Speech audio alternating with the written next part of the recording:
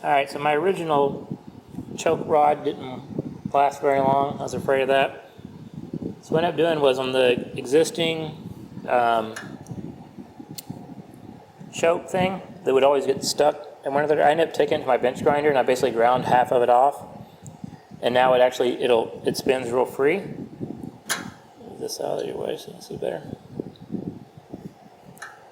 So now once it started moving real free, I just drilled a little hole in the side and put a spring over to here so that it'll go like that. And then what I did, now that it turns nice and easy, I got a spring to take the choke off basically. You can kind of see a little better if I use this rod. And then go like that, and it springs right back, which is what I want. So I just grabbed another throttle cable. What I'm going to do is attach the throttle cable to this lever. So you pull the cable at the other end to hold it for the choke. You only need the choke normally for a couple seconds. Then let go of that cable, the spring will pull it back, choke's off, and we're good to go. And I had to make a couple modifications. So in this rod up here, I drilled a hole, and I got like a little clevis pin. So using that, dropping that in there. And then because I have a clevis pin now, the existing housing wouldn't quite fit. So I stick a saw right here, as you can see, just hacked it. And I chopped that piece there off so that now you can actually slide it on while that's in there. So let's go ahead and put that back together real quick. Gasket back on.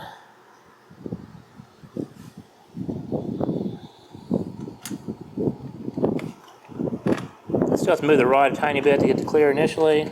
Then it goes in, no problem. Maybe see a little bit better now. You can kind of see the choke rod. Now you can see it right here. So now I'm going to go ahead, because I shouldn't have to take this off again.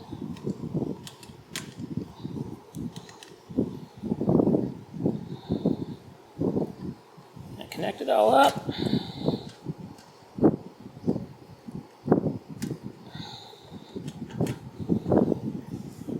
Put my bolts in. So I'm going to do it finger tight at first here.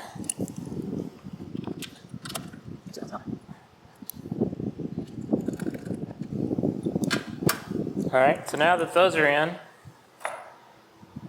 what I decided to do was, if you remember I used to have a little L bracket here for the choke one that didn't work. So I just grabbed it, same thing, it's already dog-eared. And now I'm going to be installing it here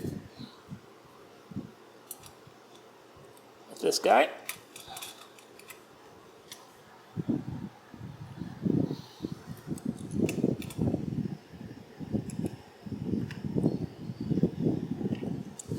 Alright. Then I picked up to the hardware store and got one of these like lawnmower throttle cables that they had in their little hardware bin. I'm just going to slide this through here, and it's just going to sit right up here.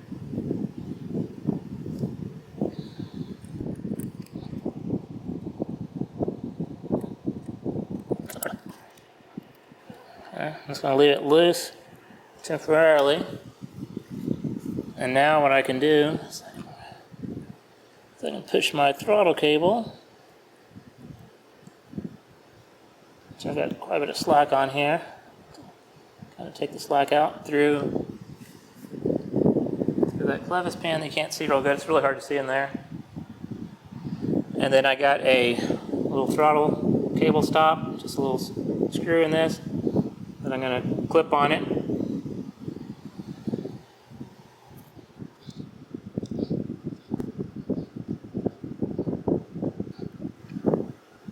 And I have no idea right now if this is going to be a good spot or not. I'm trying to pull most of the slack out. I'm not going to pull too much out, enough. Gently snug it down for a second.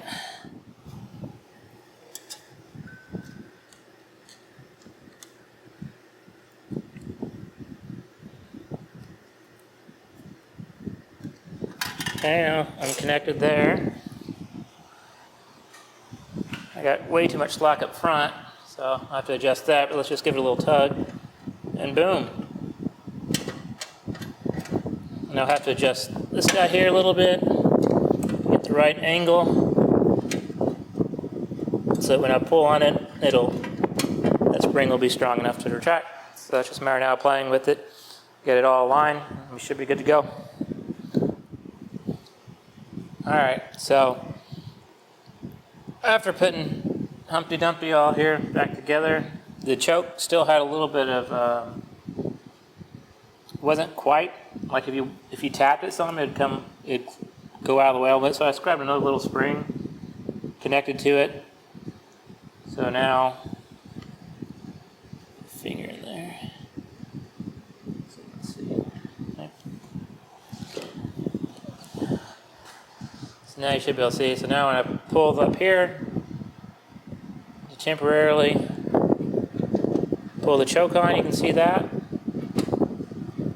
Can't really see it, it only moves like an inch, but right now I pull it on, chokes all the way on, I let go, and it springs completely back off. So we're good to go with that. So now we can finish moving with this wire, do a little wire management, a few zip ties, and move on.